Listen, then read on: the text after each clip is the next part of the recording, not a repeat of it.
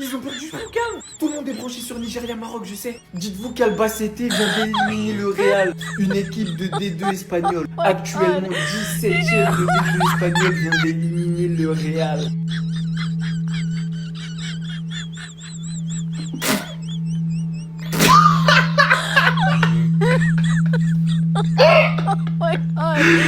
Non, le Real Madrid, s'il vous plaît. Vous avez vraiment honte de rien, les gars. Vous avez honte de rien contre les 17e d'une D2. 17e d'une D2. Vous avez perdu. Et commencez pas à me dire, oui, il n'y avait pas Mbappé, il n'y avait pas Nanani. Vinicius, Valverde, Arda Güler, Asensio, Hussein, Lounine, il y a tout le monde. Il y a juste pas Mbappé, pas Bellingham, pas Brahim Diaz, bref, il y a tout le monde. Le pauvre. Non, le pauvre, ma première pensée, elle vient à lui, le pauvre. Regardez sa tête déjà.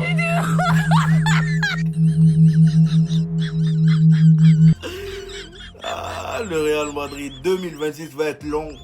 2026 va être long pour Arbeloa. Bienvenue à toi, mon ami. Je sais que tu savais pas où tu mettais les pieds, mais là, on vient de te montrer. Il n'y avait pas meilleure manière d'accueillir Arbeloa aujourd'hui. Il prend les rênes, Xabi Alonso rentre chez lui. Le gars met Rodrigo Mbappé au repos en pensant que voilà, étant donné que c'est la Coupe du Roi, ça va être facile pour le Real Madrid de gagner. Même sans eux, ça va être facile. Sauf que non, mon ami, c'est pourquoi je dis que tu sais pas où tu as mis les pieds. Bienvenue. Bienvenue à toi, mon ami. Les amis, je sais qu'on a tous, on est en train de concentrer sur les matchs de Nigeria. Mais les voisins, on a encore perdu. Arbella, c'est ça qu'on appelle bienvenue dans la galère. Hein? N'est-ce pas, Titi? On t'a dit de ne pas partir au Real. Non. Je suis tactique. Alors, prends. 3 buts à 2 contre une équipe de 3e division. Mais quelle honte! Vous avez toujours pas compris? Ça fait que de commencer. Après s'être fait éliminer par le Barça en Supercoupe d'Espagne, 3-2. Nous on prend 3-2 dans le temps additionnel. Nous voici éliminés en Coupe du Roi contre une équipe de Div 2, la 17ème de leur classement. Et vous voulez savoir la meilleure séquence du Real Madrid dans le match, c'était quand? C'était quand par le brouillard on ne voyait pas l'écran. C'était qui encore aujourd'hui? La faute de Xabi? La faute de Mbappé? C'est normal de se faire pocket par un latéral de D2.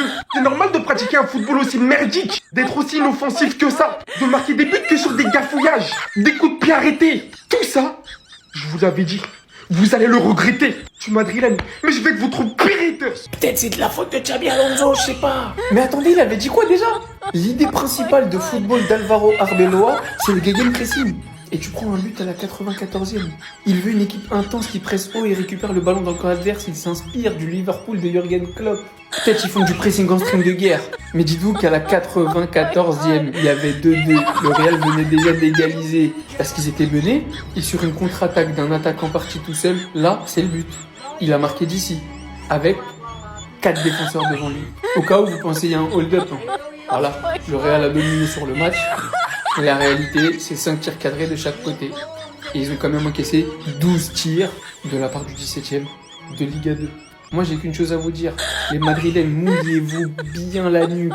Parce que Florentino Pérez est en train de tuer votre club. Et je vous l'ai dit et répété, sans cet homme, vous seriez déjà dans les bas-fonds de la Liga vu le football que vous proposez. Aujourd'hui, Thibaut Courtois n'était pas au cage. Et il passe sa vie à sauver les fesses de ses coéquipiers, de ses coachs, même de son président.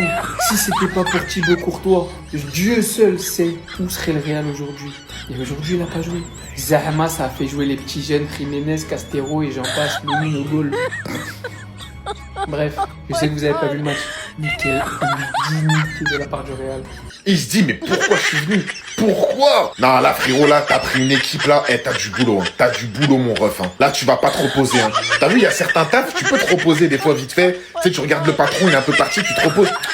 Là, tu vas pas te reposer, frérot. Là, toutes les nuits, tu vas réfléchir. Vinicius, c'est plus qu'inquiétant. 0 but, 0 passe D, 1 tir cadré sur 3, 23 pertes de balles, je répète, 23 pertes de balles, 7 duels gagnés sur 15. Et là, vous pouvez pas me trouver l'excuse de oui, mais Mbappé, il déstabilise Vinicius, je sais pas quoi, les gars. Au bout d'un moment, je vous le dis, que son niveau, même individuellement, il a baissé. Tout ça, c'est de sa faute. Si le Real Madrid a perdu aujourd'hui, c'est à cause de Mbappé. Arbeloa, il a encore dû faire la même chose que Xabi Alonso. Il a mis Mbappé numéro 9, Vinicius à gauche. On connaît l'histoire, Mbappé, il a commencé à dézonner. Bougez pas, je regarde la compo du Real, c'est sûr que c'est ça. Attends, ok, il y a du Lounine, il y a du Hussein, il y a du Valverde. On va voir l'attaque, hein. Attaque, Vinicius, attaquant gauche.